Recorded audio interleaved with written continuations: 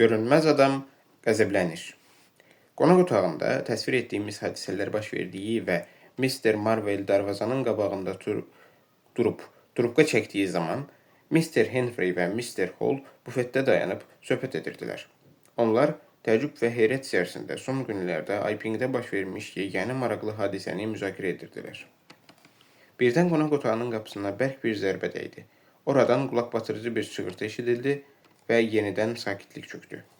Mr. Hall piştaxtanın dalından çıxıb qonaq otağının qapısına tərəf yönələrək "Orada nə olmuşdur?" deyə xəbər aldı. Boğuq danışıq səsi dərhal kəsildi. Bir dəqiqəliyə ətrafı sükut bürüdü. Henry yavaşcadan "Lənət şeytana" dedi. Mr. Hall yenidən "Orada nə olmuşdur?" xəbər aldı. Banting qəribə, kəsik-kəsik bir səslə cavab verdi. "Hər şey öz qaydasındadır. Xahiş edirəm, mane olmayın." Onlar qapının ağzında dayanıb otaqda baş verənlərə qulaq asmaqda davam edirdilər. "Bu dözülməzdir." Mr. Banting qin səsi eşidildi. Mr. Henry "Bu dözülməzdir" deyə təkrar etdi. "Mən bunu lap aydın eşitdim." Hall dedi. "Bunu mən də eşitdim." deyə Henry onun sözünü kəsdi. "Eşidirsiniz? Pəncərə." Mrs. Hall "Hansı pəncərə?" deyə xəbər aldı. "Qonaq otağının pəncərəsi" deyə Henry cavab verdi. İkisi də susub diqqətlə qulaq asırdı. Mrs. Hall'un dalğın nəzərləri mehmanxananın bayır qapısına, Huckstersin dükanına yönəlmişdi. Birdən dükanın qapısı açıldı və Hucksters özü orada göründü. Onun gözləri həyəcandan alacalanmışdı. "Oğrunu tutun!" deyə çığırdı. Həmin anda qonaq otağından bərk səs-küy və örtülən pəncərənin taqqıltısı eşidildi. Hall, Henry və mehmanxanada oturanların hamısı küçəyə yürüşdü. Onlar kimin isə sürətlə tini burularaq çöllüyə aparan yolla qaçdığını və onu izləyən Mr. Huckstersin birdən-birə havada mayallıq aşaraq bərk yerə dəydiyini gördülər. Küçədə gəzişənlər heyrət içində donub qaldılar. Bir neçə adam ona tərəf qaçdı, lakin Mr. Hucksters huşunu itirmişdi.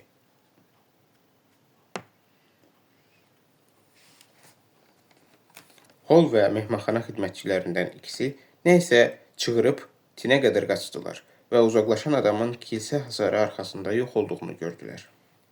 Onun görünməz adam olub birdən-birə görünən adama çevrildiyini güman edərək dalınca qaçdılar. Onlar mehmanxanadan yürüb çıxdığı zaman Mrs. Hall piştaxtanın dalında kassanın yanında qalmışdı. Birdən qonaq otağının qapısı açıldı. Mr. Cass oradan çıxdı. O, acıqlı və qətiyyətli idi. Ancaq əynində bəzi şeylər çatışmırdı. Heç sahibənin üzünə baxmadan tələsik aşağı cumdu. Evin tininə burulub qaçdı. "Onu tutun!" deyə çığırdı. "Bağlamanı əlindən buraxmağa qoymayın. Nə qədər ki, bağlama əlindədir, onu görmək olar."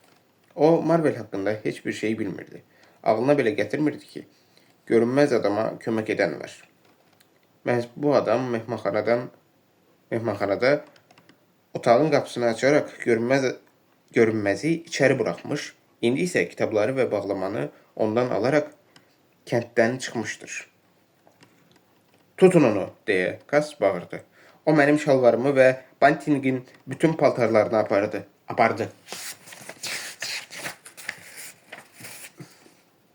O, yerə sərilmiş Huckstersin yanından ötüb keçdi. Tini burularaq Thomas Marvel'in dalınca qaçan cəmaata qoşuldu. Ancaq buradaca biabırçı bir tərzdə yerə sərildi. Kim isə bütün ağırlığı ilə onun əlini bastı. Ağrıdan bağırdı.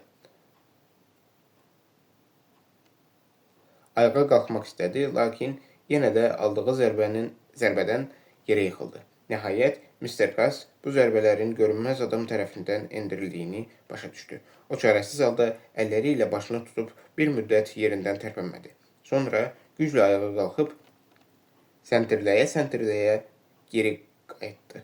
Yolun ortasında oturub ufuldayan Huckstersin yanından keçib özünü mehmanxanaya çatdırdı. Mr. Cass yuxarı qalxarkən bufetdən hayküy səsləri gəlirdi. O, bu hayküyün içində görünməz adamın səsini tanıdı. Mr. Kaz özünü qonaq otağına atdı. O, yanlardan, Banting, o geri qayıdır, deyə qışqırdı. Özünüzü xilas edin. Mr. Banting pəncərənin yanında dayanıb, qəzetdən özünə paltar quraşdırırdı. Kim geri qayıdır, deyə o xəbər aldı. Və elə diksindi ki, az qala kostyumunu yerə salacaqdı.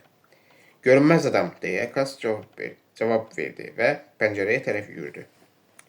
Biz buradan əkilməliyik. O dəli kimi vuruşur, lap dəli kimi. Bunu deyib Kaz özünü pəncərədən qonşu evin damına çıxdı. Bir saniyədən sonra doktor artıq küçədə idi. Banting, Allah sən saxla, deyə dedi və tərəddüd içində pəncərənin qarşısında dayandı. Bu zaman mehmanxananın dəhlizindən gələn hayküy səsləri vuruşan adamların çığır-bağırına çevrildi. Bu, Bantingin tərəddüdlərinə son qoydu. O, cəld pəncərədən çıxıb həyətə düşdü və var gücü ilə küçə boyu yürüməyə başladı. Görünməz adam bir müddət mehmanxananın pəncərələrini sındırmaqla əyləndi. Sonra küçə fanarlarını qonaq otağının pəncərəsinə saldı. Arabaçı və atlar mehmanxanasının sahiblərindən acığını çıxdıqdan sonra o Aypingi tərk etdi. Bununla da görünməz adamın Ayping sərgüzəştləri sona çatdı. Son.